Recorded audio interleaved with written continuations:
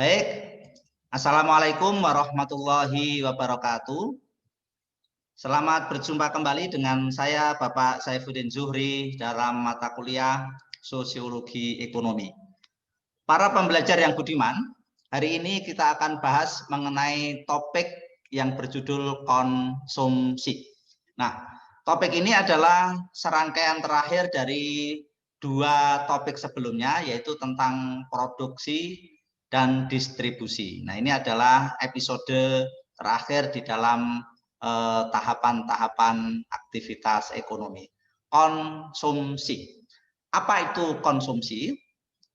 Ini penting untuk kita pahami, terlebih kalau kita lihat bahwa aktivitas konsumsi atau tahapan akhir di dalam ekonomi ini justru menjadi aspek yang paling dominan di negara kita.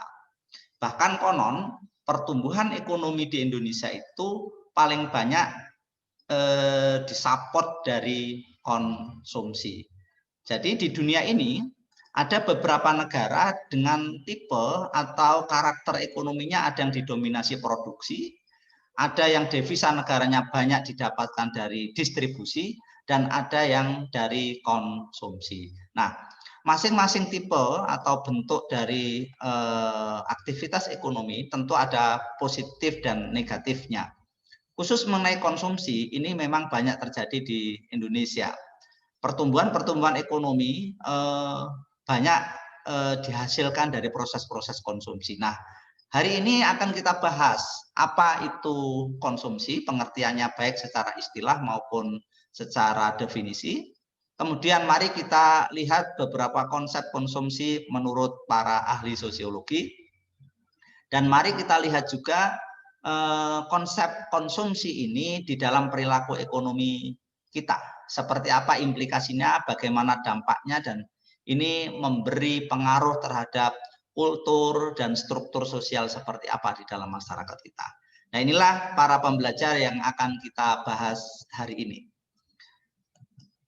Nah, para pembelajar, sekedar untuk memberi ilustrasi dan mengingatkan kembali serangkaian 3 tahapan ekonomi, produksi, distribusi, dan konsumsi.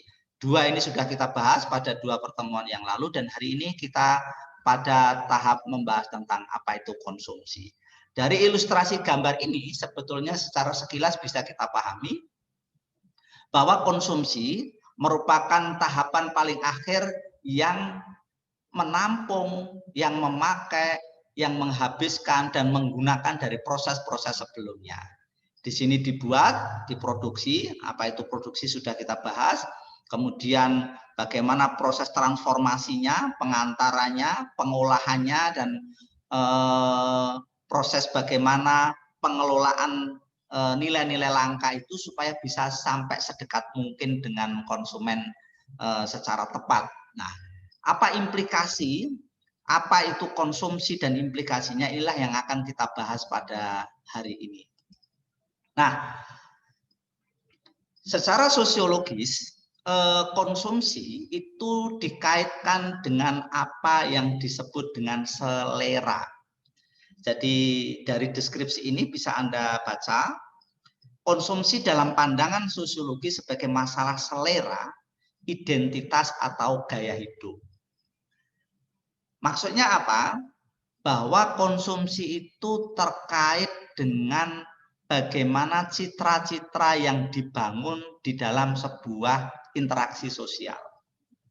Jadi konsumsi bukan sekedar menggunakan, bukan sekedar bagaimana seseorang mengakses sebuah nilai guna atau fungsi-fungsi dari sebuah komoditas, baik barang maupun jasa, tetapi konsumsi juga terkait dengan bagaimana orang akan melihat penggunanya atau konsumen tersebut. Ya. Jadi persoalan citra, persoalan status sosial, persoalan identitas apa yang akan disandang seseorang ketika menggunakan sebuah barang maupun jasa tersebut. Jadi memang kalau kita melihat deskripsi ini atau paparan awal ini, bisa kita ambil sebuah highlight atau sebuah garis besarnya, bahwa konsumsi memang terkait dengan status sosial, terkait dengan identitas sosial. Nah, inilah yang ingin dikritisi dan dilihat dari perspektif sosiologi. Jadi memang ini terkait dengan persepsi-persepsi orang terhadap pengguna sebuah barang maupun jasa. Jadi bukan sekedar memakai. Nah, para peserta pembelajar, mari kita pahami setahap demi tahap apa itu pengertian konsumsi. Secara istilah, konsumsi itu berarti to destroy atau merusak ya sebuah barang maupun jasa. Kalau dipakai, digunakan, ya pasti dia akan dari bentuknya yang utuh pasti akan berkurang, ya otomatis akan rusak, istilahnya seperti itu, to destroy. Kemudian to use up atau memakai, itu secara istilah, atau menghabiskan atau to exhaust, ya. Dan yang terakhir adalah membuang atau to waste. Jadi dari pengertian istilah semacam ini bisa kita definisikan konsumsi adalah kegiatan atau tindakan mempergunakan komoditas barang atau jasa untuk memenuhi keinginan dengan cara atau sikap yang umum yang dipengaruhi oleh struktur dan pranata sosial di sekitarnya. Jadi inilah yang harus para pembelajar ingat.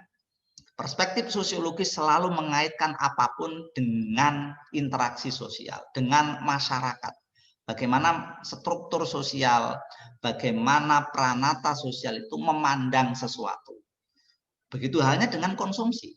Orang menggunakan barang, memakai barang, menghabiskan sebuah barang maupun jasa, terkait dengan bagaimana pandangan orang lain ketika kita menggunakan itu. Jadi konsumsi selalu dalam perspektif sosiologis dilihat dari bagaimana dampak-dampak pandangan orang lain terhadap penggunanya. Nah, itu pengertian konsumsi. Demikian halnya ini pengertian yang kedua atau hampir mirip lah. Kegiatan konsumsi adalah tindakan atau kegiatan mempergunakan barang atau jasa di mana tindakan itu didasarkan pada makna subjektif.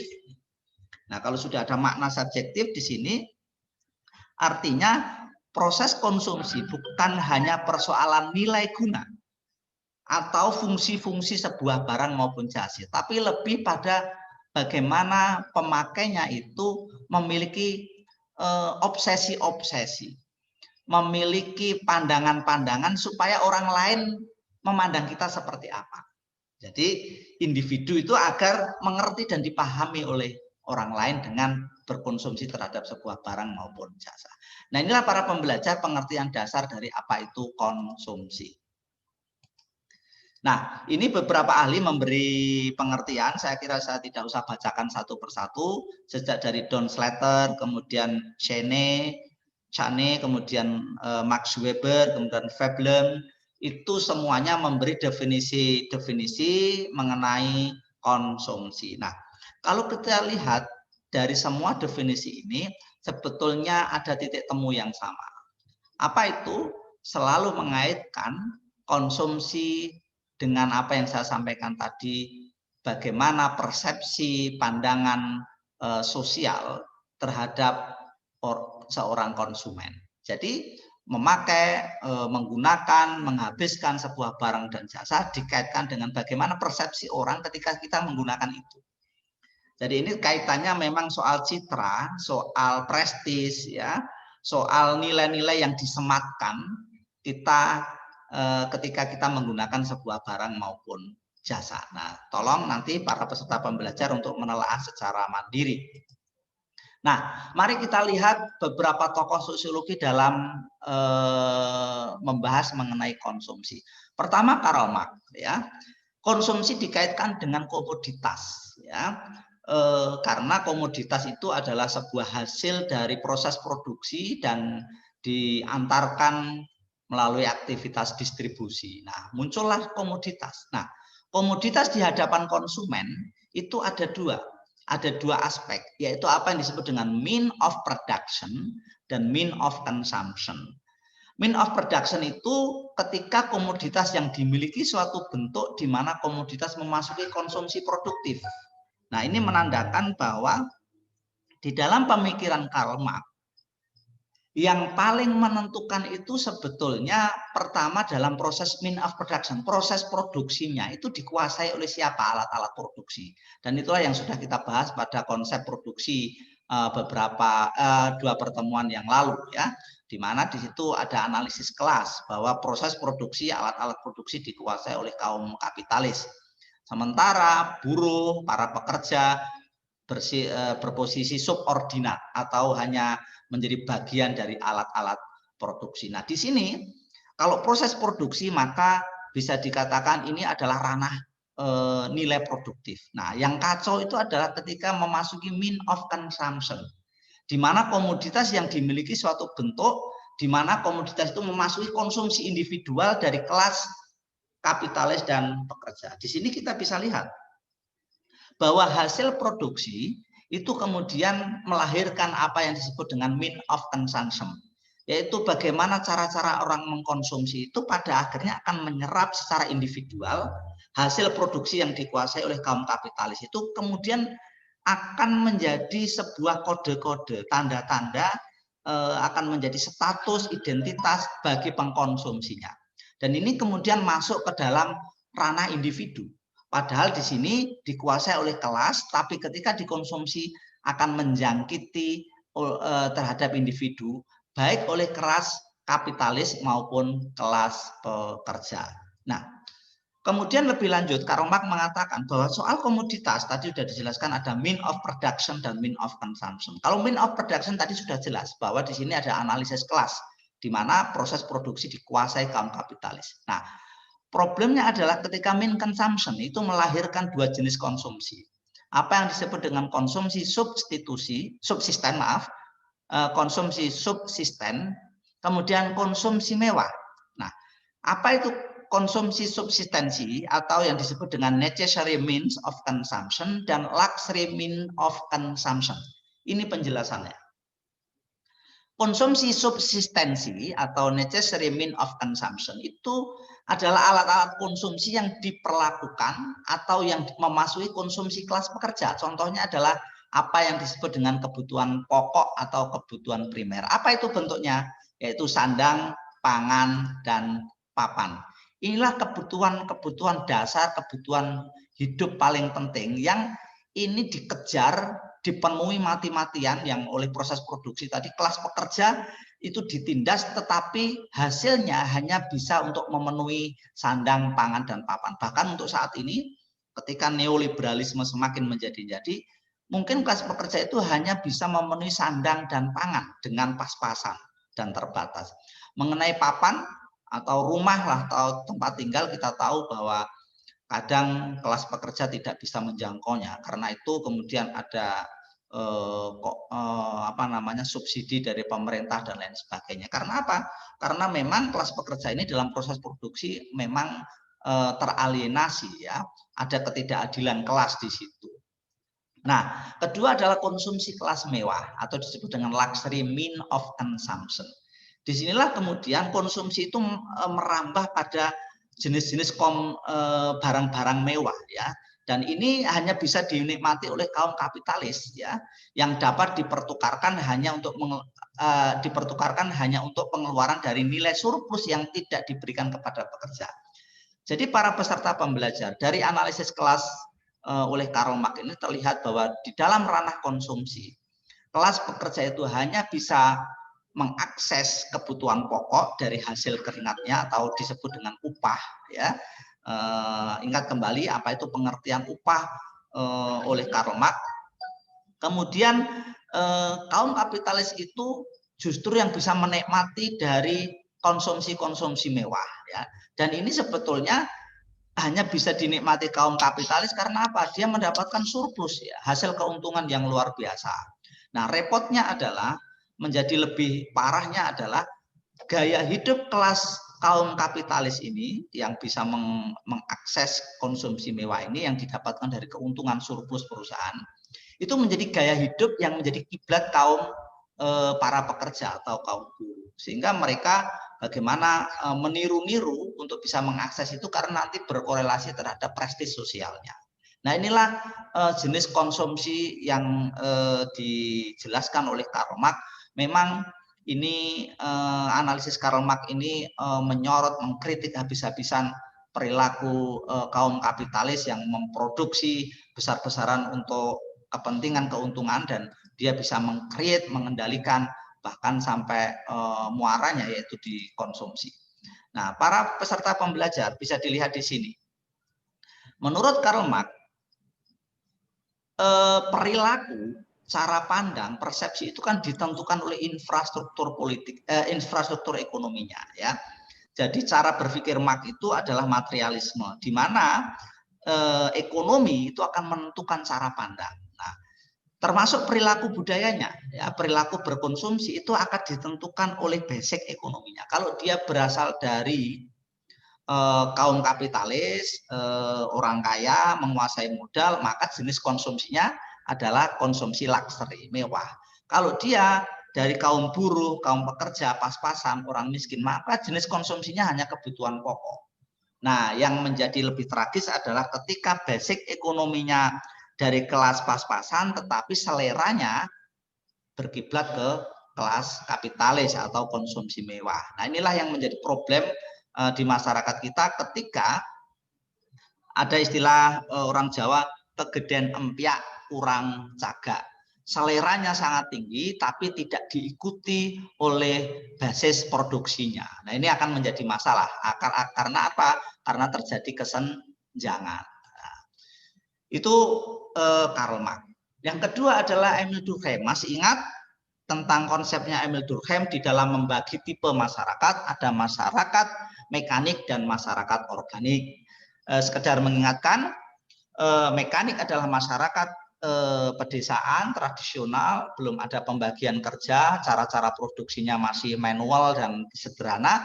Sementara masyarakat organik adalah masyarakat perkotaan, sudah modern, ada pembagian kerja dan cara-cara kerjanya sudah kompleks, ada spesialisasi dan lain-lain. Nah, persoalan konsumsi oleh Emil Durkheim, pertama dijelaskan dulu apa yang disebut dengan collective consciousness, bahwa dalam sebuah masyarakat itu pasti ada kesadaran-kesadaran kolektif, ada sebuah nilai-nilai bersama yang dipersepsikan secara publik, ya, secara umum, bahwa kalau pakai ini itu adalah orang ini, kalau orang menggunakan barang ini maka itu berada di kelas ini. Itu sebetulnya sudah ada di dalam cara pandang kelompok masyarakat. Nah, cara berpikir Emil Durkheim menjelaskan itu, dia menjelaskan bahwa adanya kesadaran kolektif, yaitu totalitas kepercayaan, sentimen-sentimen bersama. Nah, kesadaran kolektif tersebut sangat tergantung pada tipe masyarakat. Kalau masyarakatnya bertipe mekanik, maka kesadaran-kesadaran nilai bersama itu ya berdasarkan tipe masyarakat mekanik. Seperti apa kalau di pedesaan? Yang disebut orang mulia, yang disebut orang baik itu adalah kalau punya sifat gotong royong, serawung sama tetangga, selalu memiliki nilai-nilai bekerja sama,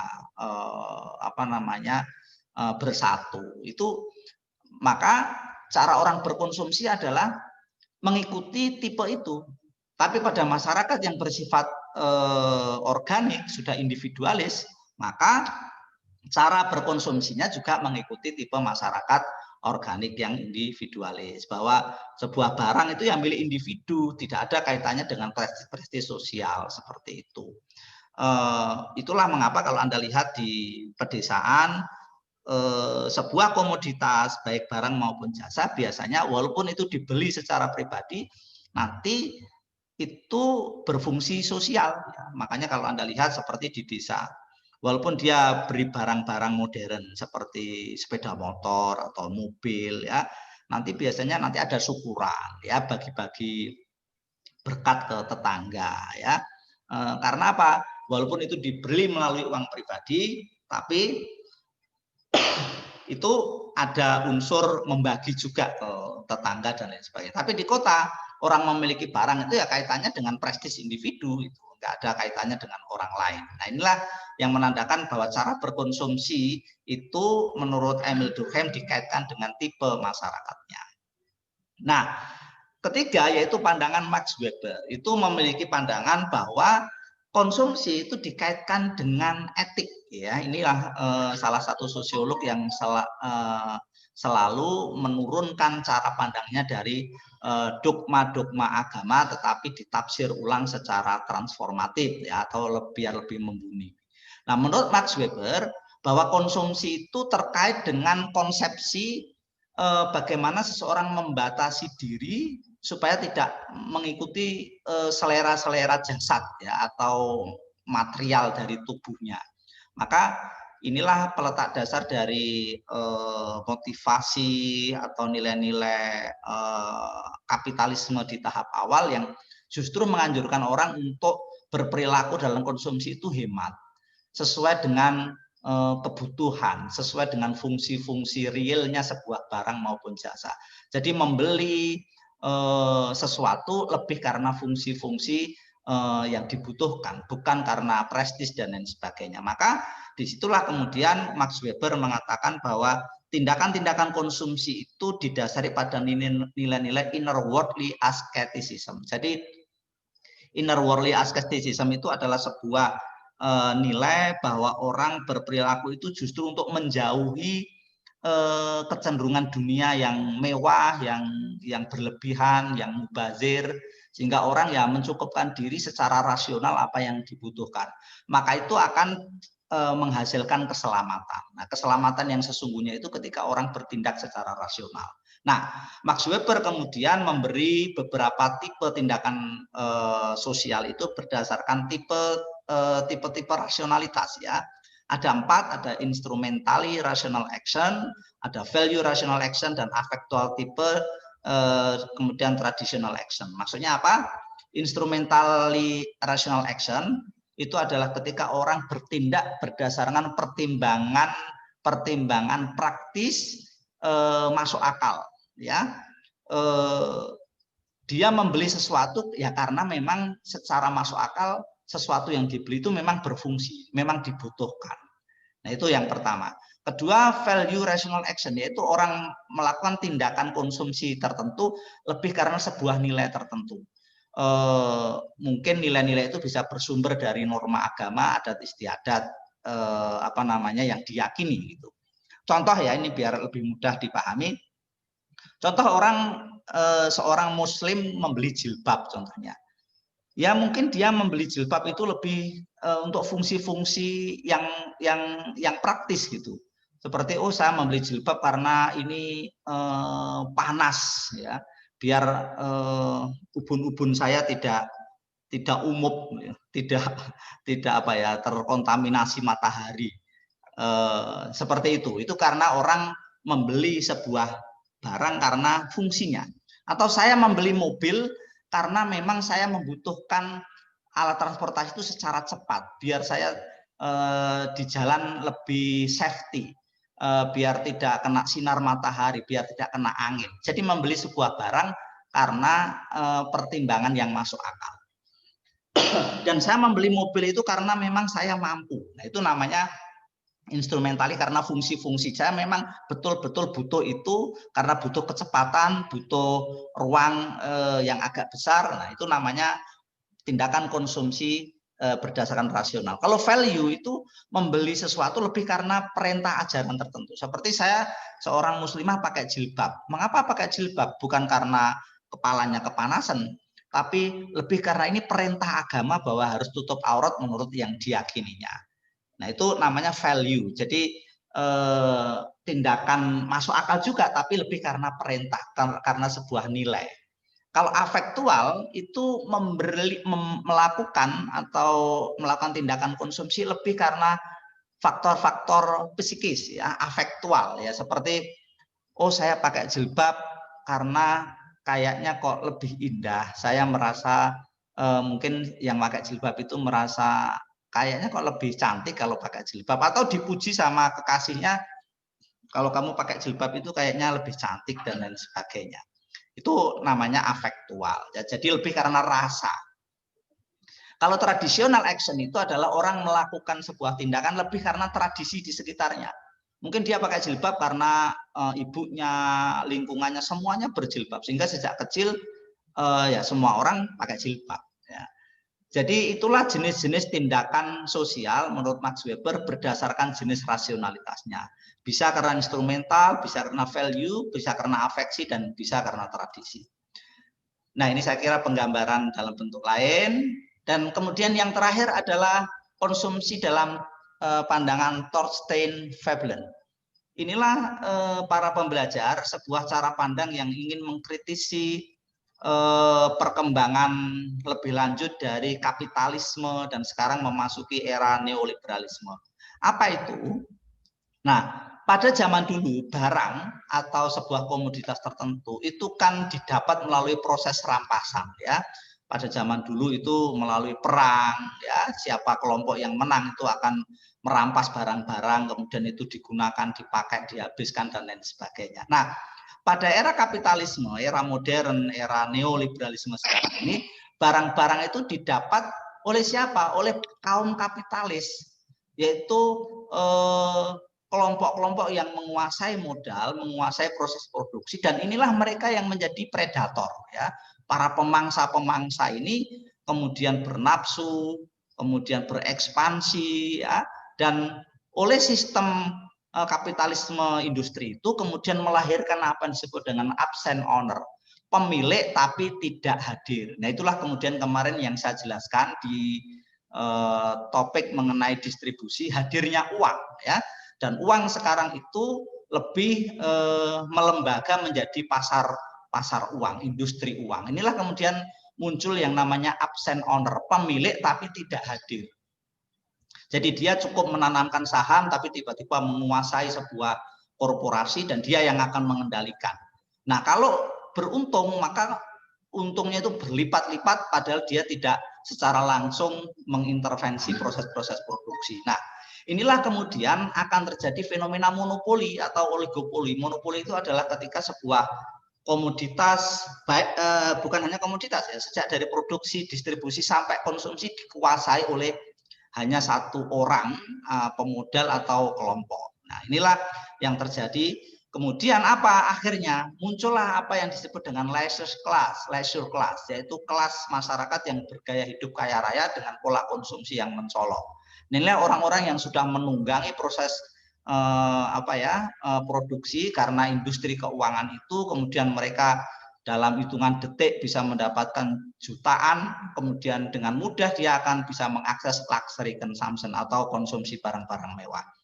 Nah, inilah para pembelajar proses bagaimana lahirnya konsumsi-konsumsi mewah itu, kapitalisme, kemudian muncul kelompok predator tadi itu, pemangsa para kaum kapitalis, hadir kemudian absent owner, monopoli, leisure class, dan akhirnya muncullah gaya-gaya hidup yang mengkonsumsi barang-barang mewah, selera-selera tinggi ya, yang sekarang menjadi kiblat dalam berkonsumsi.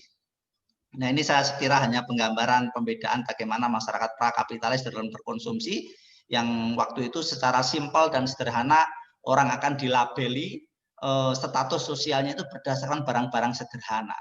Seperti kalau di desa,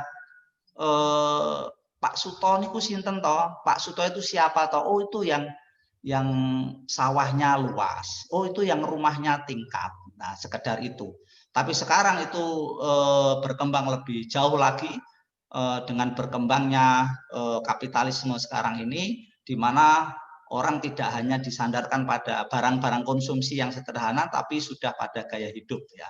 Makanya sekarang ini pada masyarakat modern konsumsi itu sudah menjadi budaya ya, bahkan sudah bersifat impersonal ya, tidak lagi individu tapi sudah menjadi kelas kelompok dengan gaya hidup tertentu. Nah, ini tentu akan mempengaruhi identitas ya, kemudian penggunaan kekuatan modern. Anda tahu sendiri apalagi dengan sekarang semakin canggihnya teknologi, sebuah komoditas itu akan dikonstruksi menjadi nilai-nilai, kode-kode yang sangat menentukan posisi seseorang di dalam hubungan-hubungan sosial. Nah, ini tentu akan mendorong akhirnya tidak terbatas dan tidak terpuaskan. Kita masuk di dalam sebuah jebakan kapitalisme dan orang akan berlomba-lomba bagaimana keranjingan terhadap barang-barang mewah, dan itu akan menjadi gaya hidup modern ya.